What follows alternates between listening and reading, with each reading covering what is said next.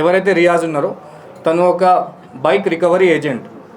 తనకు అక్కడ ఆ బైక్ రికవరీ చేస్తుండగా ఒక బైక్లో తనకి 3 lakhs రూపీస్ దొరికాయి.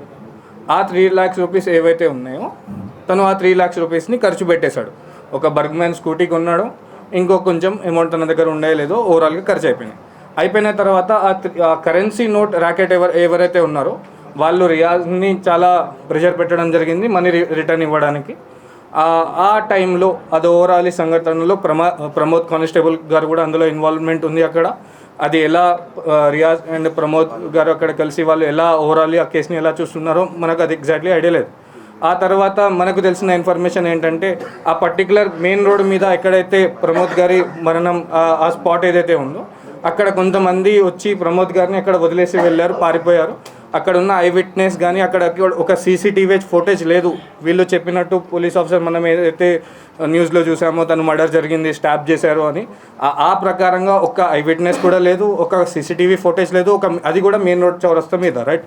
సో ఇది కూడా ఒక క్వశ్చన్ చేయాల్సిన విషయం.